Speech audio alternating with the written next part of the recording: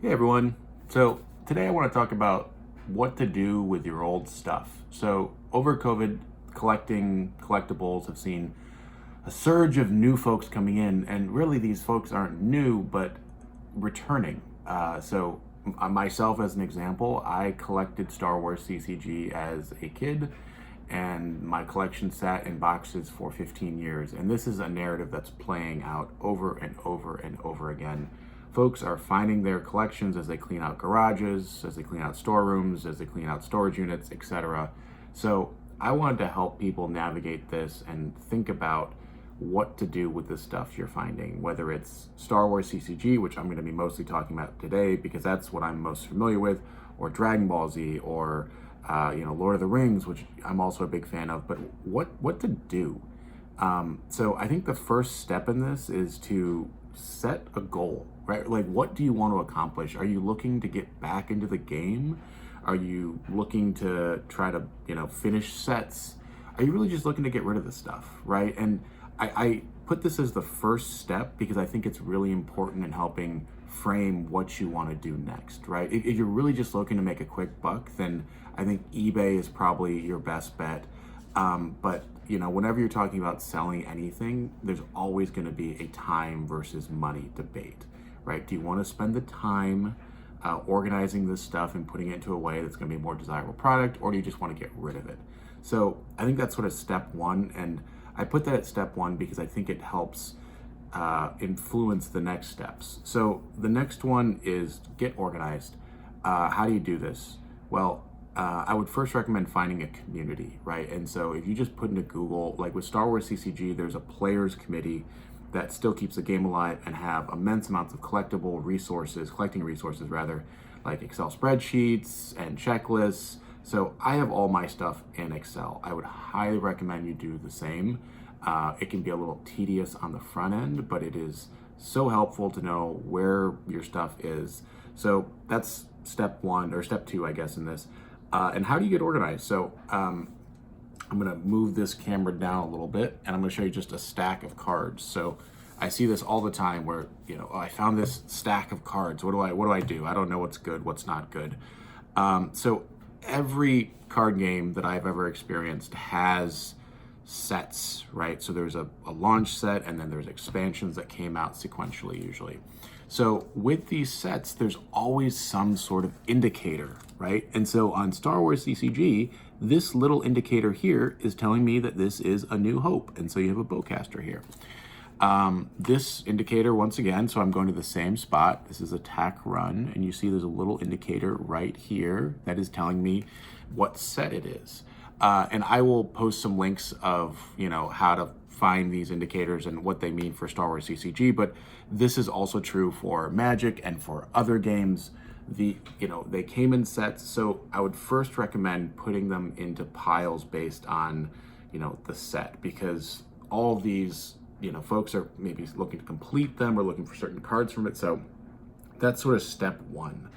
I would also think, as you're going through this, if you recognize cards that you remember from your childhood as being good, so I'm going through this pile of cards and I'm like, okay, what was good as a kid?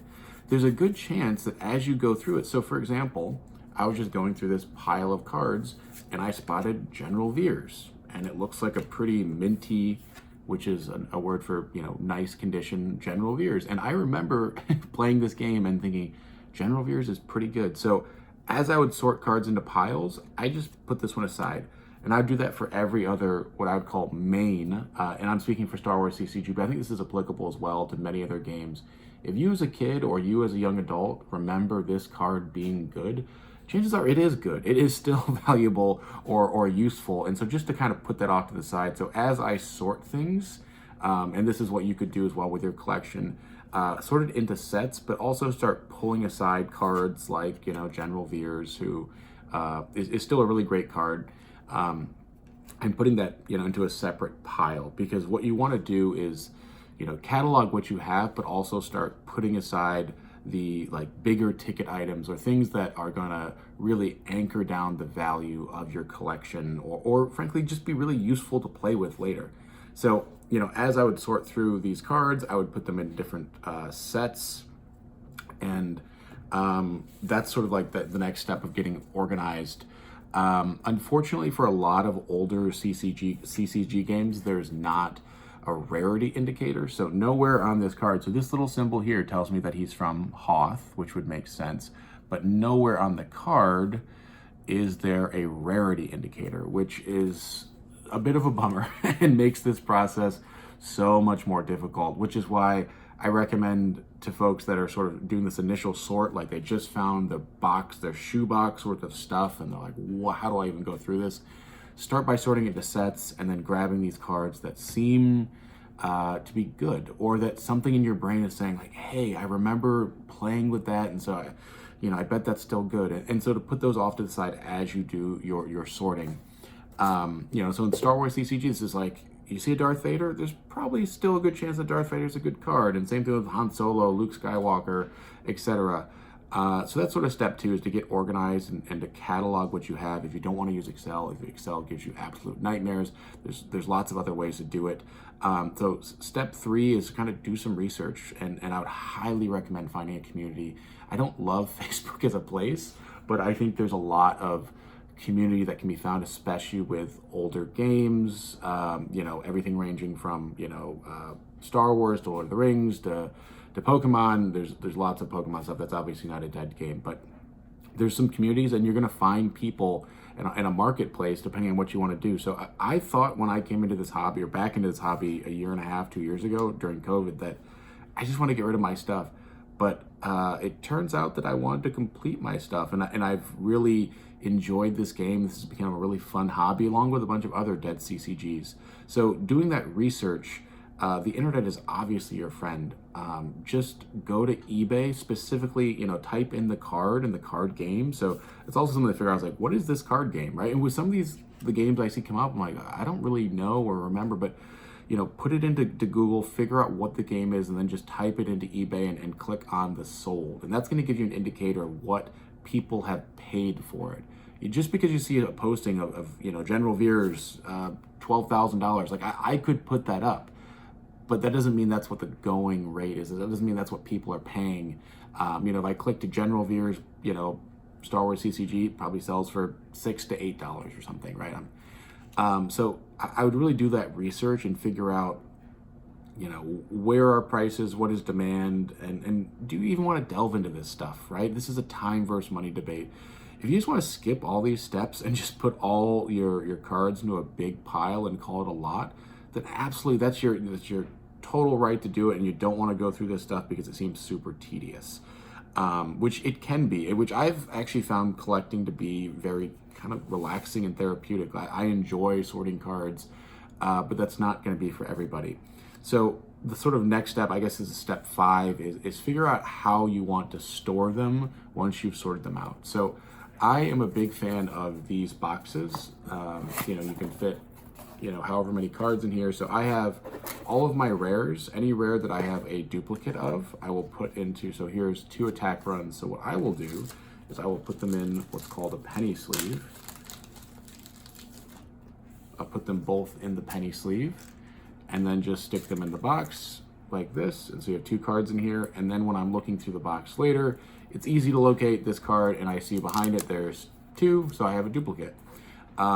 These penny sleeves, I think I got 1,500 of them for like $10. They're pretty affordable, although I will say COVID has caused all sorts of weird price spikes, and sometimes there is, more expensive sleeves. What I wouldn't recommend, and what I did, previously, is the, plastic sleeves. I don't love these because what can happen when you open a binder up is the binder ring and it's called binder bite, I guess, is the name, is the word for it. But what can happen is it can bend the cards, and you can see indentations where the binders have done this. I also just don't love it. Cards can fall out, and I don't love these plastic sleeves. I know they're everywhere, and that's how I originally collected. What I have done is upgraded to binders like this, which are called side-loading binders. This is my Lord of the Rings binder, but the cards load in from the side, which is just nicer because there's no fear of them getting caught in binder rings. The one thing that's kind of a bummer about this is this will fit 3,600, or I'm sorry, 360 cards total, but you can't really like take the sleeves out. So you got to be kind of intentional about the card order.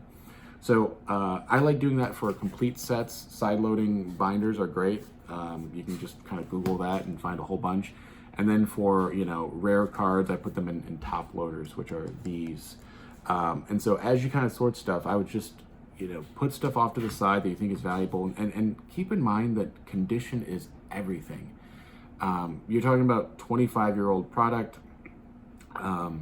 This is, people are looking for the mintier or the nicer condition stuff because it's hard to find, because so many floods and you know, just, you know, mom threw out my cards, all these things happen. My book bag was stolen. Think of all like the teenage things that came up when you're like 17, someone stole your magic cards from your book bag, etc. But I think just getting organized and figuring out what you want to do is really key for this. I fully encourage everyone to always embrace the nostalgia and get back into these games and find these communities, because I think that this can be a lot of fun.